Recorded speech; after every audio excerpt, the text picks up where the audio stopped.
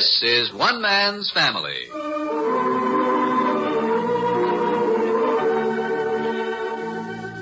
One Man's Family is dedicated to the mothers and fathers of the younger generation and to their bewildering offspring.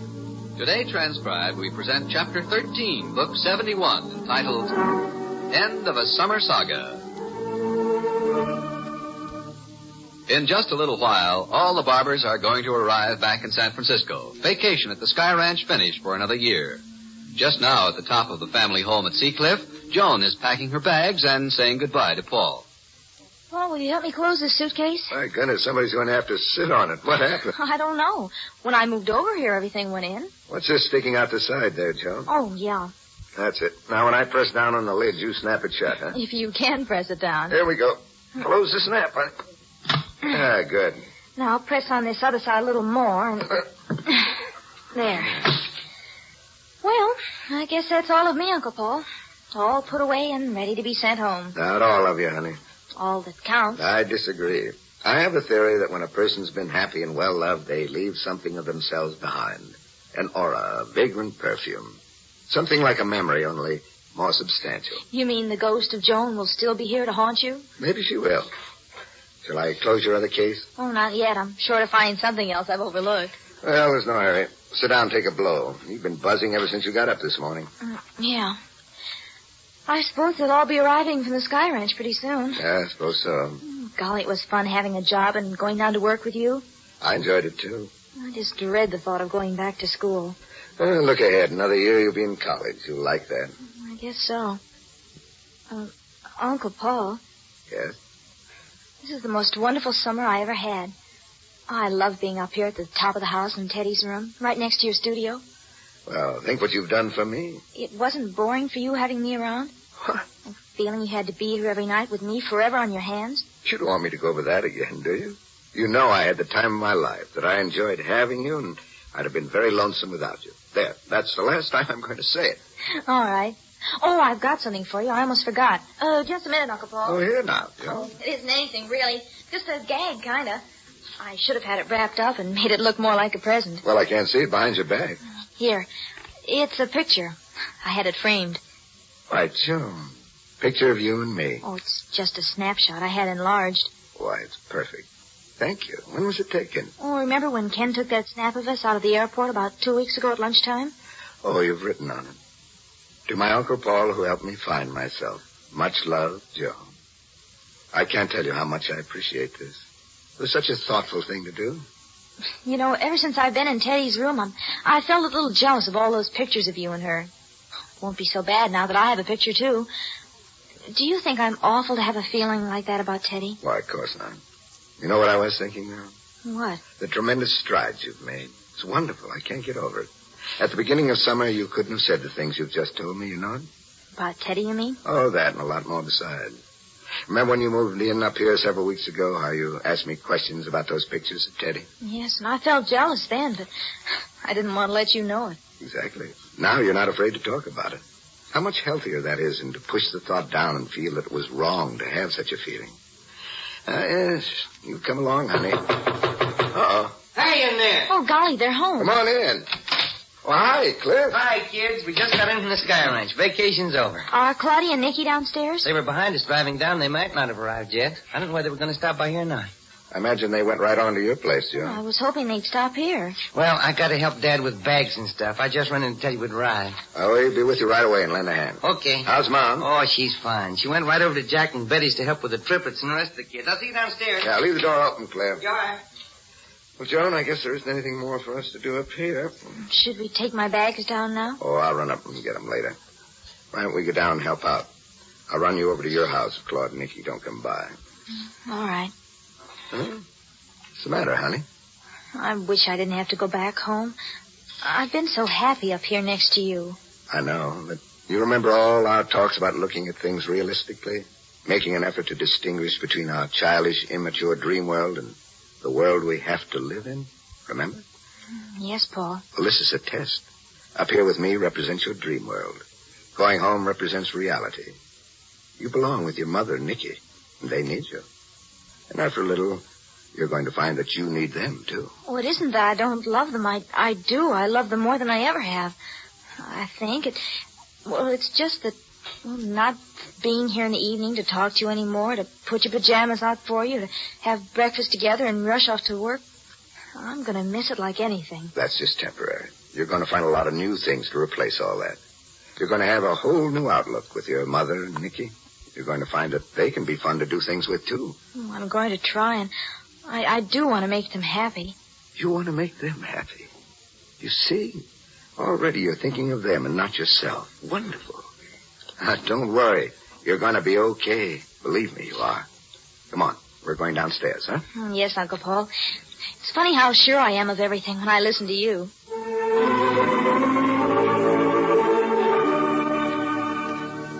Two cars and a station wagon sped down Skyline Boulevard from the Sky Ranch earlier this morning, and the Barbours' summer holiday is over. Now, back at the family home, Father Barbour is furiously dialing the phone in the library, while Cliff, Paul, Andy, and Joan carry up the luggage, which had been deposited in the front hallway. Fanny! Oh, Fanny! Cliff said she went across the hedge to Jack's house, Dan. What? What's that, Paul? Mom's helping Betty and Nicolette get the children settled. Oh, fine. Oh, splendid. And my things scattered from here to breakfast. Hello, Pinky. Oh, Hank? Well, whichever one it is, let me speak to your mother. Hey, Dad, Andy's to have the room next to mine. Jack's old room, isn't he? I presume so, Clifford. If your mother would stay around home for 2.5 minutes instead of rushing off every time the triplets utter a whimper, we'd know where... Oh, hello. Hazel? Well, we'll get things stowed away. Hazel, in order to locate my possessions, I've got to be a Pinkerton detective. What? I want to ask you, were you not in the kitchen at the Sky Ranch when I came out there this morning? I asked for a few yards of brown wrapping paper and wrapped up my hammock. Do you remember? Huh? Well, somebody was in the kitchen. I thought it was you. I wrapped it up, put a card on it that said Father Barbour's hammock, and carried it out to the front porch and put it with all that big pile of stuff. And now apparently it wasn't put in my car. Huh? I know everybody's busy, Hazel, but I'm not going to have the same trouble again next year. I'm going to put the hammock away right now so we'll know where to find it.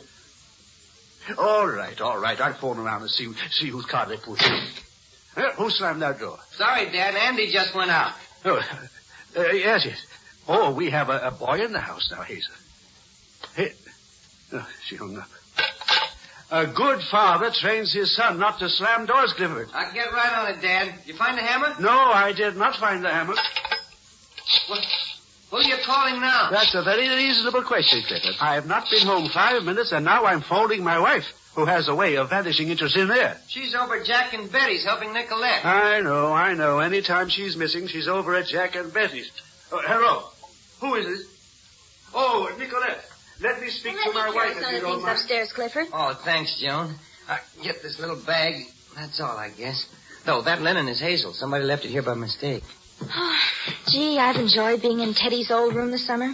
Were you leaving here today? I guess so.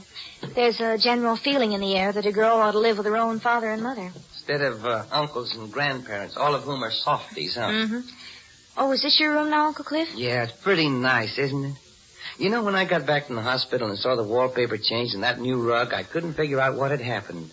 It was as if the room had been redecorated overnight. But they said it had been changed 4 years ago when I moved over with you folks at Nicky and Claudia's.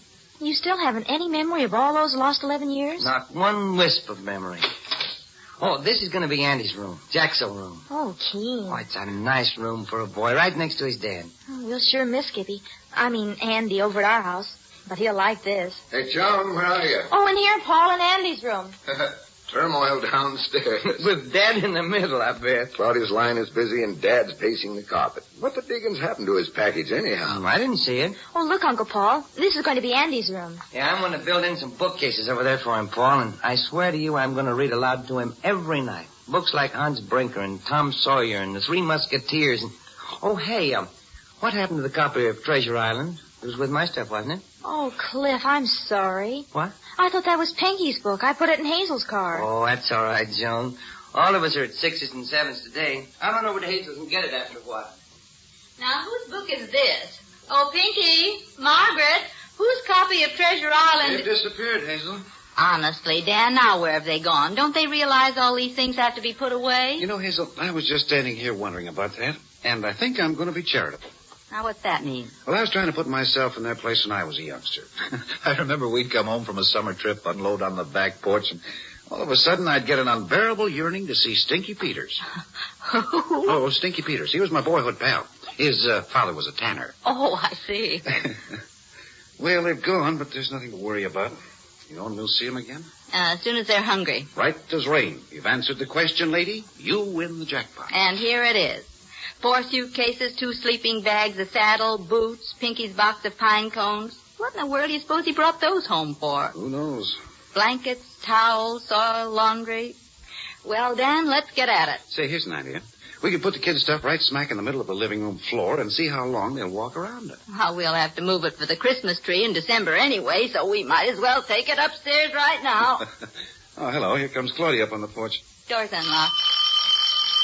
Come on in, Claudia. Did you say to come in? In here, Claudia. You'll find us under the luggage. Isn't it a mess, though? How did everything get so mixed up this year? The small helping hands of many children. How true.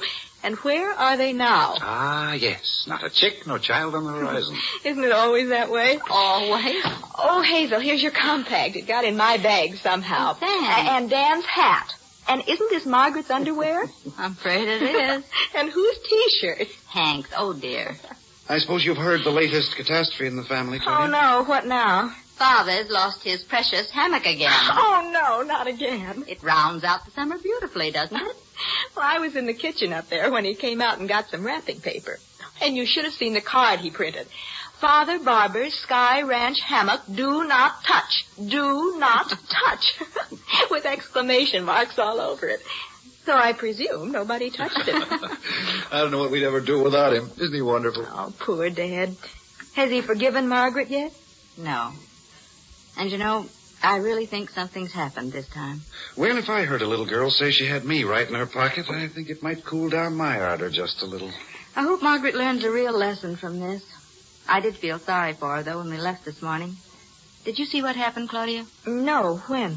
Well, Father was trying to make up his mind which car might travel at the more sensible speed. I know he finally decided on Nicky's station wagon. I didn't know why he selected him. On basis of common sense driving. Well, anyway, Dan and I watched Margaret. She followed him around like a shadow. Unrequited love. I'll say it was.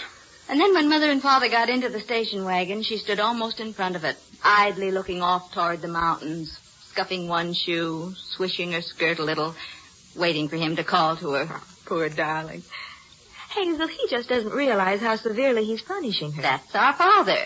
He never does anything in half measures. If he loves wholeheartedly. If he indulges, he overindulges. And when he becomes the disciplinarian, he's the strictest martinet of them all. Did Margaret cry? No, she didn't, Claudia. She carried it off like a little trooper. We had a dry-eyed, silent trip down. I suppose in a way it's good for her. She's had this coming for a long, long time. She's been so high-handed and superior about her grandfather. But it catches your throat to have to watch it. You see, Claudia, she'd got to the place where she was actually flipped with Hazel and me. We couldn't do anything with her. She'd, take this Friday evening movie stuff. We'd say no, she couldn't go to a movie. And she'd slip out of the house unnoticed, and the next thing we knew, there'd be a phone call from Father Barbour. Yes, he'd say, Margaret and I are going downtown to see a Disney. Home early, and hang up. Uh-oh. You don't suppose she's wormed her way back in? I'll get it. He's a remarkable old gent in every way. I love him.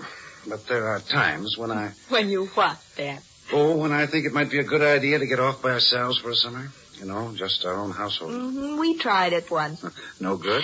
Well, you spend half your time wondering what's happening back home, and you pull up stakes early so you can find out. For you, Claudia. Nicky. Oh, did you say what he wanted? No, but he sounds very cheerful. Well, good. Then nobody's broken a leg.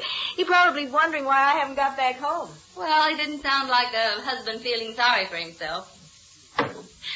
Yes, Nicky? Oh, he did? Yes, I guess he's been raising the roof with everybody. Well, there's no point in my calling him. I don't know where the hammock...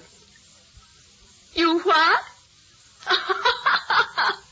Oh, Nicky, if that's true, it's wonderful.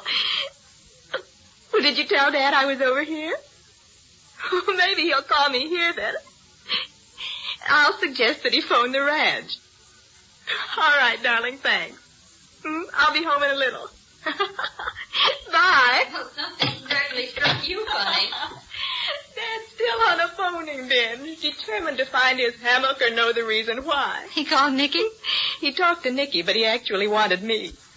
Have you ever noticed when he's out of temper, he makes an attempt first to get a hold of his own children, not his in-laws? Oh, I hadn't thought of that, but you're right. He calls here sometimes and asks for Hazel. If she doesn't happen to be in, bang, up goes the receiver. Sometimes I've had to wait 2 days to find out what was eating him. If he was 5 years old, you'd call it petulance. And look under P in your handbook, How to Handle a Problem Child. Well, he finally broke down and told Nicky he's looking for the hammock. Sharing his pitiful secret. And Nicky called here because after Dad hung up, he remembered something. Just before he locked up, he was giving Ben some last-minute instructions in the kitchen. And he says Ben was leaning both elbows on a big brown paper parcel. Sure. Don't tell me history's repeating itself. How ridiculous can things get? When we left for the Sky Ranch in June, Father raised Ned with everybody because he was sure he'd left the hammock in the storage room. And all the time he'd given it to Margaret to keep for him. Now this fall he leaves the hammock at the Sky Ranch, and once again he's holding his family at fault. Hey, Claudia, got your car outside? Oh, no, I'm not driving back to the Sky Ranch tonight. Daniel, not serious. Did I mention the Sky Ranch? However, how about all of us going over to the family home for a little commiseration with Father Barbour in his present misery? You mean and incidentally reveal that his hammock is right where he left it on the kitchen draining board? Oh, that's dirty. Oh, not at all. Father Barbour's full of perplexity and mental disturbance. We'll simply put him out of his misery. Yeah, it is. And when you get through with that telephone, Clifford, if you ever do, I should like to use it. Now, what'd you say, Roberta? Claudia's over at Hazel's. I want to talk to her. Just a second, Dad. What's that, Roberta? If people wouldn't all try to help to pack. Roberta, just a second, please. Dad's talking to me. Hey, Dad, I'll be through here in just a minute. I can't hear what she says. Yes, Roberta? What? You have another date? Oh, with Professor who? Parker? Oh, I see. Oh, anthropology, huh? Oh, shucks, no, I don't know anything about anthropology. Huh? Well, I'm not going along with... Well, I hadn't planned to bring Andy anyhow. He's going to have a regular bedtime school, you know. A good deal of this you could tell her when you see her. But, okay, if you've got another date, Roberta, Hey, what's this Parker's first name? Wilbur, huh? Wilbur Parker, I see. Well, suppose I call you tomorrow. Oh, we're all fine. We're just getting unpacked now. Oh, hey, Dad. Let me speak to her. Hello, Roberta. We can't find anything. The children helped load the cars. Yes. Oh, Dad, let me take that. Well, Dad wants to use the phone. All right, darling, have fun. Bye now. About time. I liked it best in the days when you could just pick up the telephone and say, operator. Oh, now I've made a mistake. Well, if you're trying to locate Claudia, never mind. She just drove up in front. Huh? Oh, good. Dad, did you ever hear of a Professor Wilbur Parker at the university? Hazel and Daniel Whizzer. Oh, Dad, I asked if you No, we'll get somewhere. Hello, anybody home? In the library, Claudia. Come along, all of you, in the library. Hello, Father. Hello, Clifford. Hi, Father Barbour. Yes. Claudia, when we packed up at the Sky Ranch, I had a big brown bundle with a card on it that said, Father Barbour's hammock, do not touch. And somebody loaded it before I could get around to do it myself. Aren't you even going to ask us to sit down? Where's Mother? Oh, keep track of your mother. Yes, sit down. Well, when I put the bundle on the porch, I specifically told everyone not to touch it because I hadn't decided which car I'd drive. I didn't see it, Dad. Somebody must have seen it. Sorry, Dad. I didn't see it, really. What's wrong, Cliff? Why so somber? Oh, hi, Claude. How's my twin? Now, listen to me, Claudia. Don't just toss it away like that. I didn't see it, Dad. I don't want to go through this trouble every year trying to find my hammock. Well, why don't you call the Sky Ranch and ask Ben if you forgot it? I didn't forget it, Hazel. I put it on the front porch. Then, in the last minute of turmoil and confusion, just as we were driving out, I glanced back at the porch and everything had been taken off. So I presumed that it had been put in Nicholas's station wagon. Oh, that reminds me. I should have told Ben to have that sun porch rug cleaned. May I use the phone? Huh? Yes, go ahead. Hazel, I don't know why your mother has to spend so much time at Jack and Betty's. I wish you'd speak to her. I thought you said you didn't know where she was. Huh? When did I say that? I don't know what's so humorous. If she would tend to my affairs once in a while, I might know where things are so I could put my hands on them. Operator, Omar 16011. Huh? Daniel, what are you grinning at? Well, I guess I'm just glad to get home, Father Barbour. Everything seems so normal. Do you have to grin like a Cheshire cat just because things are normal? Father, where's Paul? Oh, he and Joan are getting the last of her things. Ben? Hello, Ben. Mrs. Lacey. I want to talk to you about the rug in the new porch. Yes, the children tracked in on it. Oh, good, Ben. I did? Well, I'd forgotten I spoke to you. Ben, by the way, Father Barbour had a big brown parcel. Oh, that's nonsense, Claudia. What would he know about it? He's positive he put it on the front porch. It was his hammock. It's where? In the kitchen, right where he left it? Huh? I see. Dad, would you speak to Ben? He has something to tell you. Yeah, oh, very well, very well. Well, Ben. Yes, I see. All I know is that I had it on the porch. Then somebody moved it into the kitchen. Oh, Father. Hey, Dad. All right, Ben, you bring it down when you come. Yes. Goodbye. I'm going over and get your mother and see if we can't get this place straightened around. Father, what about the hammock? I can't possibly settle down and be quiet until your mother's right here where she belongs. Everything goes wrong the minute she leaves the house. But you've located the hammock all right, Dad. I don't want to hear any more about that hammock ever. Oh, poor Father. I wonder what had happened if he ever admitted to anybody that he'd been wrong. Well, that would be the brave new world you hear so much about. I'd better phone Nicky. He'll wonder what's happened to me. Oh, Cliff, would you find Joan and see if she's ready to go home with me? Okay. Tell her I'd like to leave right away before we... hello, Nicky? Did you think I was lost? Well, I came over here to Dad's with Hazel, and that's what's taken me so long. Quite all right, old girl. You're going to bring Joan, then? Good. No, I've been very busy looking for a baby blanket for Jack. Yes, he's here, and he needs it most desperately. Righto. Claudia may be able to locate that blanket when she gets here, Jack. When's she coming? Well, she's leaving right away with Joan. It'll only take them a minute or two unless she gets sidetracked again. Gosh sakes, I no sooner get in the house and off I go running some darn fool errand. I don't know whether my career is the law or runner for infant females. Barely cheerful about it. Might as well, I'm in it. And wait until you see this fool blanket. It's practically in shreds, but Mary Lou is in tears all the way down because she didn't have it. Yes, I've seen her with it. She drags it around with her every place she goes. We hardly can get it away from her long enough to wash it. Probably mixed in with some of Claudia and Penelope's gear. If I don't find it here, I'll have to track it down someplace or not show my face at home. You don't suppose it's still up at the Sky Ranch, do you? All I know is Betty promised her Daddy would find it just as soon as we got home. And so far, Daddy hasn't come through. Yes, and Daddy's getting pretty sick of the whole business. I tried to tell Betty this would be a good time to break the habit of Mary Lou having it, but no soap. Well, isn't it just as liable to be over at Hazel's as here? Oh, sure, it could be at any one of a dozen places, but I'm keeping my fingers crossed. I've got my money on Claudia. Hey, I heard the door. That you, Claudia? Yes, Joan and I are home, finally. Oh, here, Claudia, let me get those bags. I think Joan's got the heaviest one. Well, here, let me have it, Joan. Oh, it isn't too heavy. You haven't got a baby blanket in these, do you? Oh, this is Joan's luggage. She's moving back home from Paul's. Well, Jack's trying to locate his second daughter, Mary Lou's blanket. Oh, well, they found it, I think, Jack. What? Yes, Mom called out just as we were leaving and said if we saw you to tell you that they'd found Mary Lou's blanket. How do you like that? Where was it? I don't know. Well, Jack, you'll be safe in going home now, anyway. Yeah, and I'd better be getting back. I'm sure there's a dozen jobs waiting. Thanks, Nicky. Quite welcome. You glad to be home, Joan? Oh, yeah, sure. Well, I'll be seeing you. Bye-bye, Bye, Jack. Jack. Had a wonderful time at the Sky Ranch. Thanks a lot for everything. Don't mention it. Well, here we are. Back at home again. Doesn't it seem nice? It does indeed.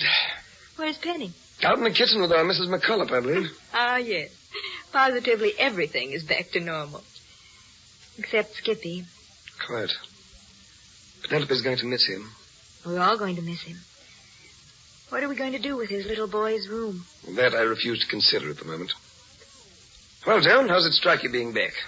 Seem like home to you? Oh, this house always seems like home to me, Nicky. Let's take Joan's bags up to her bedroom. All right.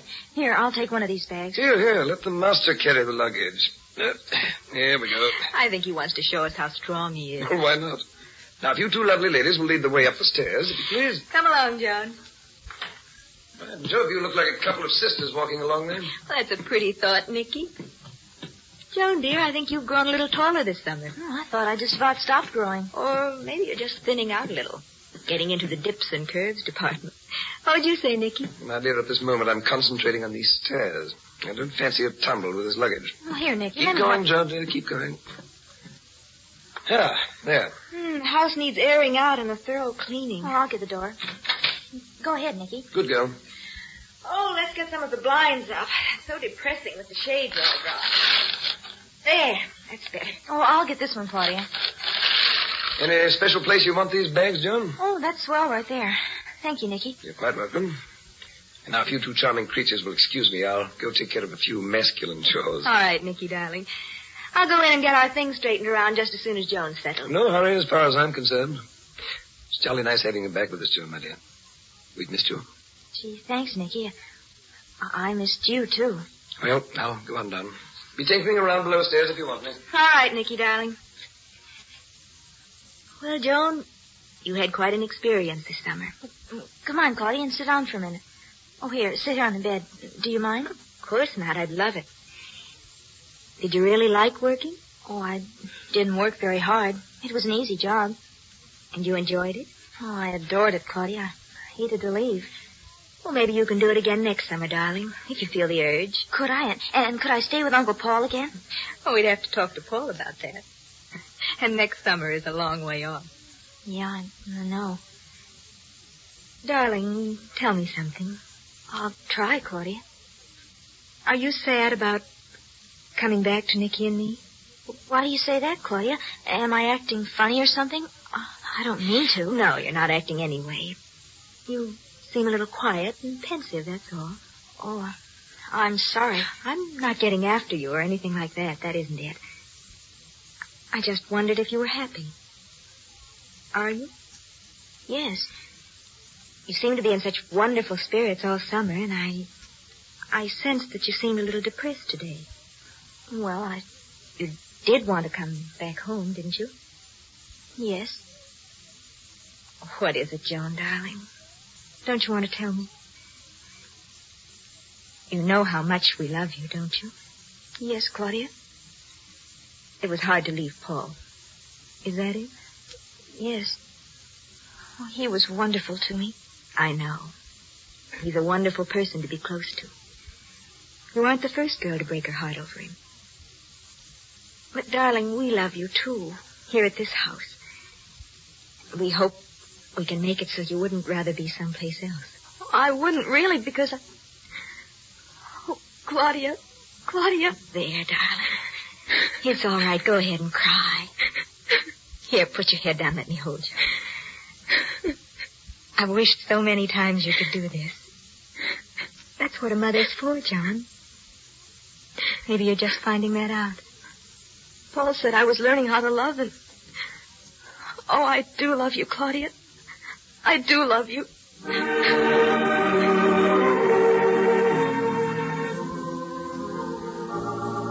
You've just heard Chapter 13, Book 71 of One Man's Family. Written, produced, and transcribed under the direction of Carlton E. Morse. The opening chapter of Book 72, entitled Father Barbour and His Three Sons, will come to you next week on a new day and time. This has been the final One Man's Family episode in this time period. The Railroad Hour, starring Gordon McRae, will begin on this station at this time next Monday night. The next One Man's Family broadcast will be heard Sunday afternoon, October 2nd. You're tuned for the stars on NBC.